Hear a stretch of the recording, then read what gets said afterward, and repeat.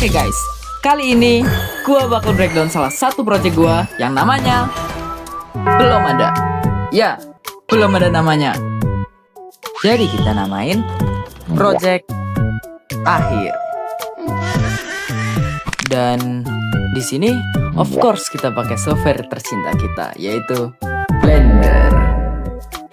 Reminder bagi kalian yang mau belajar 3D, saran gua upgrade device kalian dulu deh. Please, trust me. Sebelum itu, kenalin, nama gue Rehan, salah satu siswa RPL yang berminat untuk mendalami bidang industri kreatifnya. Di video kali ini, gue bakal menjabarkan tahapan-tahapan produksinya.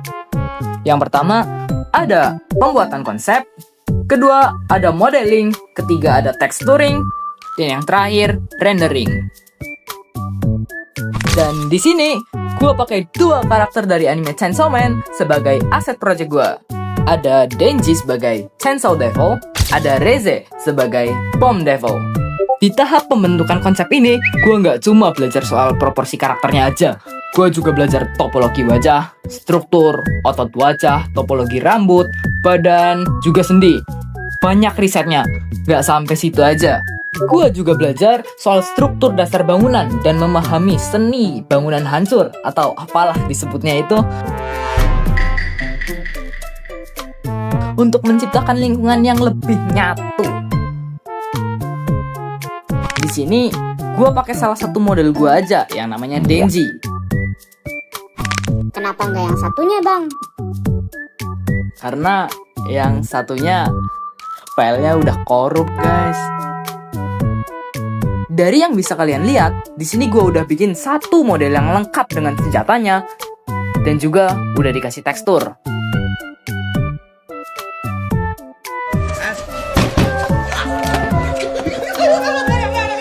Dan akhirnya kita ke tahap texturing. Pada tahap texturing ini bakal gue jelasin sesingkat-singkatnya karena softwarenya nggak bisa dibuka. Jadi gue jelasin lewat ilustrasi aja. Jadi gini Le, Substance Painter merupakan tempat di mana kita memberikan warna pada model yang masih polos. Anggap aja model polos itu patung kita. Gimana caranya biar patung itu kelihatan lebih hidup? Ya, diwarnain.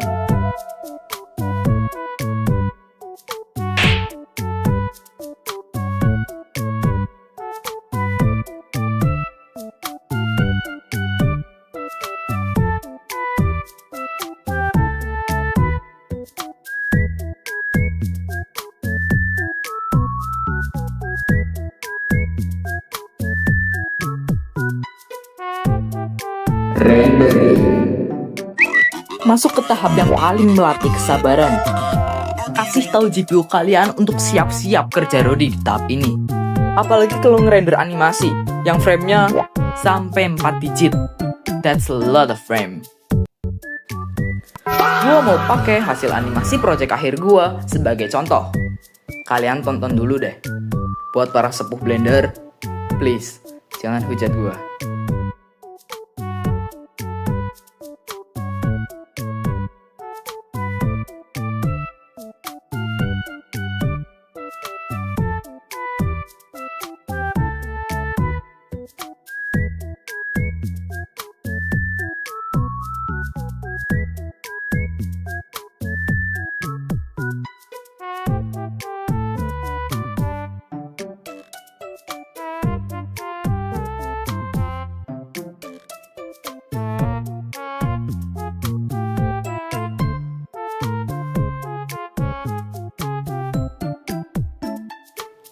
Oke, bagi orang awam, itu tadi nggak kelihatan ada masalah.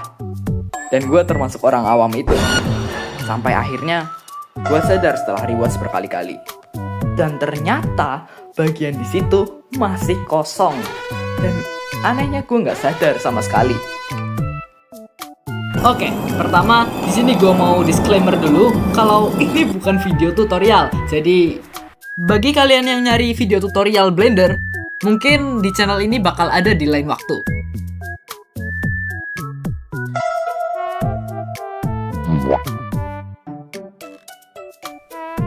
Oke, jadi di sini gue bakal cerita aja, sharing aja soal pengalaman gue main Blender ya. Jujur gue nggak lama sih main Blender. Gue main Blender itu mulai di awal Januari guys. Itu pun gara-gara lomba ya. Gue kepilih lomba LKS tingkat kabupaten. Habis itu ya udah gue konsisten latihan. Gue sering dispen, gue ketinggalan pelajaran. Tapi akhirnya gue bisa menguasai Blender juga ya. Walaupun tingkat newbie pemula gitulah. Dan jujur gue juga nggak bakal nyangka kalau gue ternyata bisa main Blender sampai sejauh ini gitu.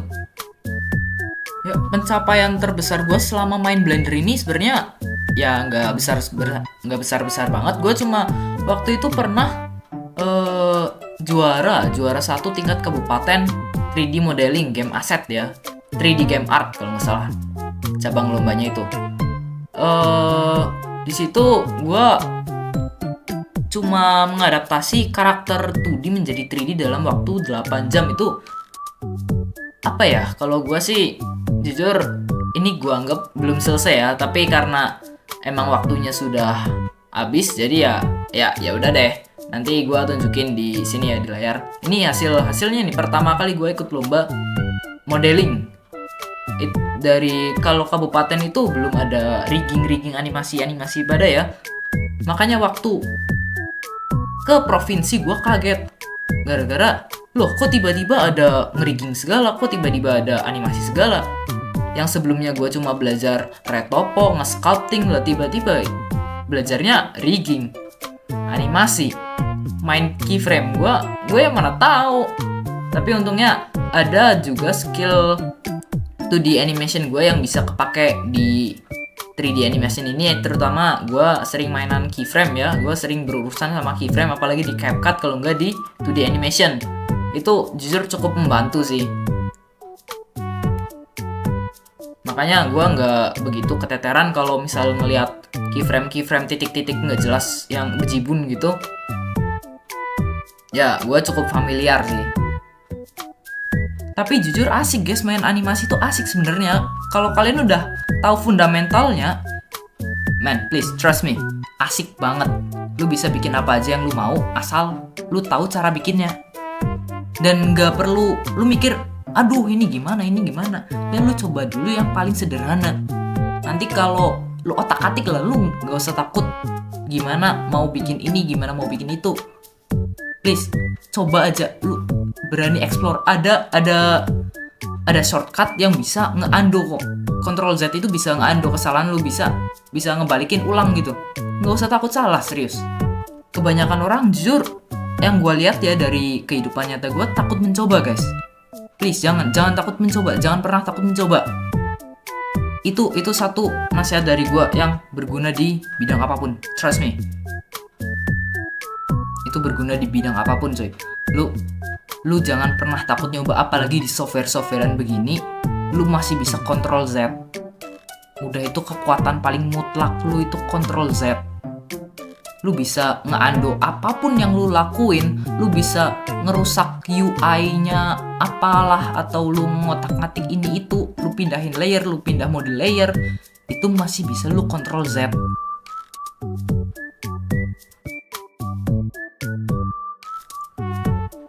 Oke, maaf guys, ini gue record jam 1 pagi karena nggak tahu kenapa tiba-tiba otak gue encer aja jam 1 pagi gitu. Karena apa ya, gue tadi terlanjur minum kopi, kafeinnya mulai bekerja guys, gue nggak bisa tidur. Jadi ya udah, kita isi 5 menit ini sama yapingan aja lah ya.